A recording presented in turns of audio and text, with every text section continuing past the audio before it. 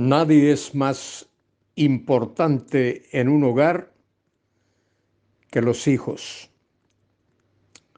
Cuando un niño nace en un hogar, los padres se sienten contentos y orgullosos. Podría haber excepciones, pero generalmente, cada vez que un niño nace en una familia, los padres están llenos de alegría, llenos de gozo, llenos de felicidad. Los hijos son muy importantes en un hogar, en una familia.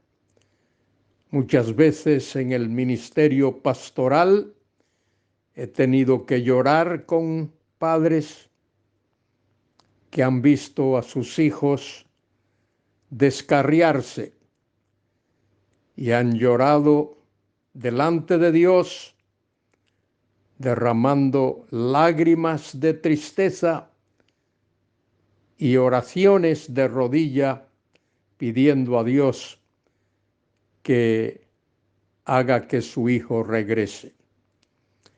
En la Biblia tenemos la parábola del hijo pródigo, aquel que un día, como decimos en nuestro castizo, de golpe y porrazo, le dijo al padre: Padre, dame la parte de la herencia que me corresponde. Y el padre complació al hijo, le dio la parte de la herencia. El hijo tomó todo aquello, el dinero, los bienes, lo que fuese, y dice el texto bíblico en Lucas capítulo 15, que se fue a una provincia apartada, allí vivió perdidamente hasta que gastó todo lo que tenía.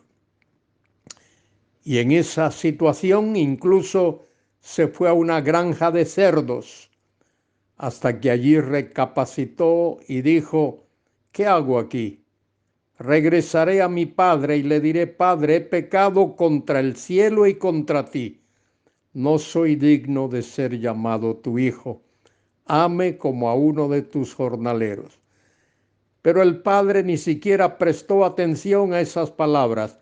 Cuando el hijo llegó, el padre lo abrazó, lo recibió en casa y lo reintegró en el hogar, en su puesto como hijo, como familia.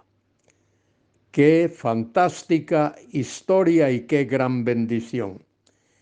La nación de Israel es considerada como un hijo de Dios. El remanente que Dios salva, ese remanente es el Hijo de Dios, y Dios ama a ese remanente. Pero ese pueblo ha sido rebelde con Dios, se ha apartado de Dios, ha hecho cosas que desagradan a Dios, pero Dios no ha dejado de amar a su pueblo, aunque lo disciplina. Soy Luis Carballosa. En esta mañana quiero compartir con vosotros el Salmo 106. Este salmo es un resumen de la historia del pueblo, de la nación de Israel. Hay una diferencia entre pueblo y nación. Cuando estaban en Egipto eran pueblo de Dios, el pueblo de Israel. Cuando hicieron su recorrido, salieron de Egipto y cruzaron el Mar Rojo y fueron al monte Sinaí, y allí Dios les dio la ley. Ese pueblo se convierte en una nación. El pueblo de Israel pasa a ser la nación de Israel cuando recibe la ley de Dios. En el Salmo 106, en los versículos del 1 al 3, hay 3 versículos de alabanza. Aleluya, alabad a Jehová, porque es bueno, porque para siempre es su misericordia. ¿Quién expresará las poderosas obras de Jehová? ¿Quién contará sus alabanzas? Dichosos los que guardan juicio, los que hacen justicia en todo tiempo. Los que aman a Dios y viven conforme a su voluntad, guardan sus mandamientos, dan alabanzas a Dios y glorifican a Dios y expresan las poderosas obras de Dios. Eso es lo que el salmista está diciendo ahí en esos primeros versículos. Pero el pueblo estaba apartado de Dios y ahora hay una petición de salvación. Versículos del 4 al 5, 4 y 5, es una petición de salvación. Ese texto dice: acuérdate de mí, oh Jehová, según tu benevolencia para con tu pueblo. Visítame con tu salvación, para que yo vea el bien de tus escogidos, para que me goce en la alegría de tu nación y me gloríe con tu heredad. Una petición de salvación. El salmista pide que Dios salve a ese pueblo que ha pecado contra su Dios, que se ha descarriado. Y luego sigue en tercer lugar con una confesión de pecado. Para que haya perdón, debe de haber confesión. Versículos del 6 al 15 expresan esa confesión de pecados.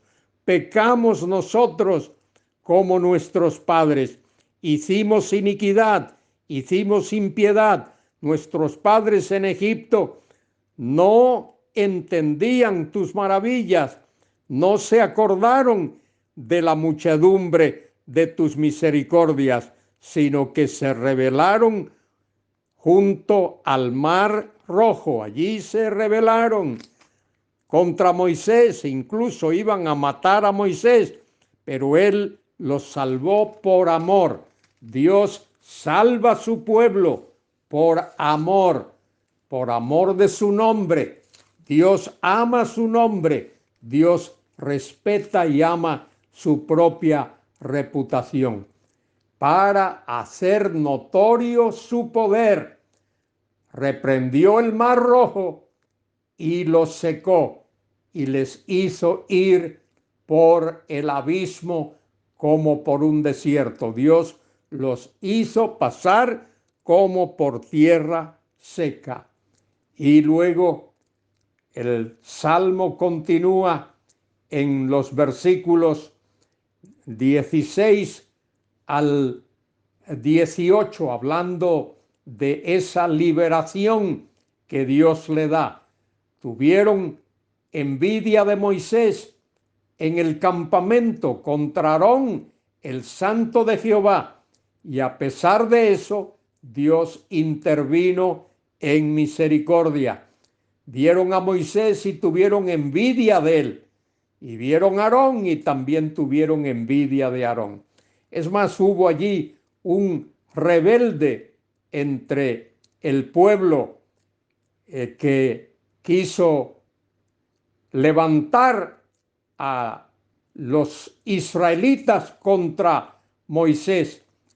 Allí estaba Datán, y Dios tuvo que intervenir y cubrió la compañía de Abiram, dice el versículo 17. Siempre hay rebeldes, siempre hay aquellos que se oponen, siempre hay aquellos que intentan subvertir el plan y el propósito de Dios. Dice el versículo 18, y se encendió fuego en su banda, en su grupo. La Reina Valera dice su junta. La palabra ahí es su banda, su grupo, sus rebeldes. Y la llama quemó a los impíos. Juicio de Dios cayó sobre ellos. Dios tuvo que juzgar aquel acto de oposición al siervo de Dios, a Moisés. Y Dios condenó también la idolatría. Versículo 19, hicieron becerro en Horeb. Allí hicieron un becerro de oro para adorarlo en rebelión contra Dios. Se postraron ante una imagen de fundición.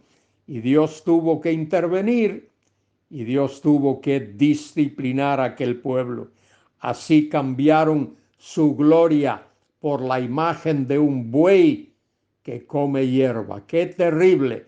Olvidaron al Dios de su salvación. ¡Qué triste! Pues mire, así hacemos nosotros muchas veces. Nos olvidamos de nuestro Dios, nos olvidamos de sus maravillas. Dice, de esas maravillas que él había hecho en Egipto, allí en tierra de Cam. Los egipcios son descendientes de Cam, y allí Dios hizo milagros y maravillas, pero el pueblo se olvidó de eso. Dice el versículo 24 que Dios intervino. Tuvo que haber confesión de incredulidad. Dios intervino para que su pueblo volviese al camino correcto. Todos estos son los juicios que Dios derramó sobre su pueblo en ese trayecto de Egipto a la tierra prometida. Dice el versículo 24, pero aborrecieron la tierra deseable. Fíjese, no creyeron a su palabra, no creyeron a la promesa de Dios, antes murmuraron en sus tiendas y no oyeron la voz de Jehová. Por tanto, alzó su mano contra ellos. La voz de Jehová era la que Moisés le daba.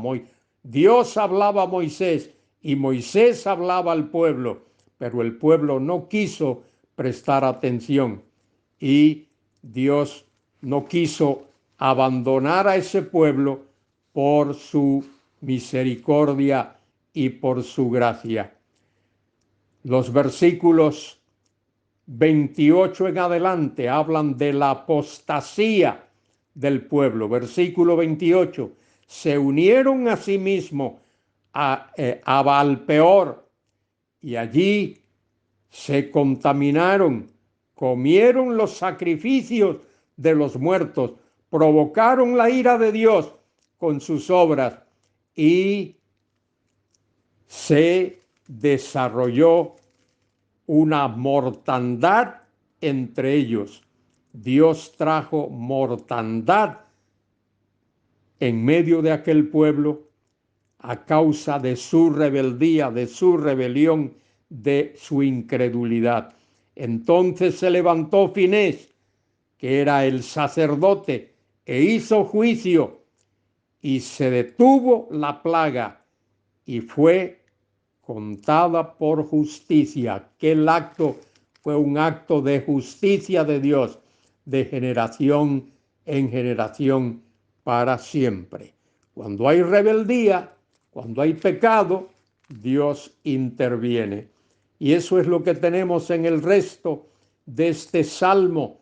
Fíjese más adelante en el versículo 37, lo terrible de lo que hicieron, sacrificaron sus hijos y sus hijas a los demonios y derramaron la sangre inocente, la sangre de sus hijos y de sus hijas. Los seres más queridos. Aquel pueblo había perdido toda racionalidad, se había entrado en un estado de locura emocional de locura espiritual y se mezclaron con los paganos de la tierra. Dice que ofrecieron en sacrificio a los ídolos de Canaán, a sus propios hijos, y la tierra fue contaminada con sangre. Se contaminaron así sus obras y se prostituyeron sus hechos. Y Dios le dio una respuesta contundente, una respuesta de juicio divino. Versículo 40. Se encendió, por tanto, el furor de Jehová sobre su pueblo y abominó su heredad. Los entregó en poder, en el poder de las naciones. Dios los entregó. Dios puede hacer eso. En Romanos capítulo 1 dice que al inicuo Dios los entrega a que continúen haciendo lo que están haciendo, y se enseñorearon de ellos los que les aborrecían. Esos habitantes de la tierra paganos se enseñorearon del pueblo mismo de Dios. Tremendo salmo. Versículo 45 dice: y se acordaba de su pacto con ellos. Esa es la misericordia de Dios. En medio de toda aquella calamidad espiritual, Dios no se olvidó de su promesa, de su pacto que él hizo a Abraham, a Isaac y a Jacob. Versículo 46, hizo asimismo que tuviesen de ellos misericordia todos los que los tenían cautivos. Incluso eso, Dios intervino soberanamente para que los enemigos de la nación de Israel no los destruyesen. Hizo que aquellos paganos tuviesen misericordia de su pueblo. El salmo termina con una petición de salvación.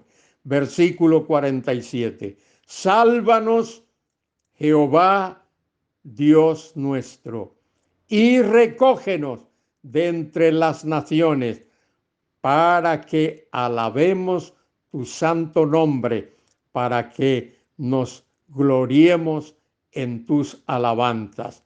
Bendito Jehová, Dios de Israel, desde la eternidad y hasta la eternidad. Y diga todo el pueblo: amén, aleluya. Querido hermano, querida hermana, Dios nos ha llamado a ti y a mí a alabarle, a bendecirle, a glorificarle, a servirle. La nación de Israel tuvo ese llamado de Dios y dio las espaldas a Dios. Dios tuvo que traer juicio, castigo, disciplina sobre esa nación. Pero en su misericordia, Dios ha de salvar a un remanente de esa nación, de ese pueblo. Lo va a pasar por los juicios de la gran tribulación y los va a purificar. Quiera Dios bendecirte a ti ahora mismo, que su gracia soberana repose sobre ti y para Él sea gloria y honra y alabanza. Adoremos y glorifiquemos a nuestro bendito Dios en este día que Él nos ha dado. Amén y amén.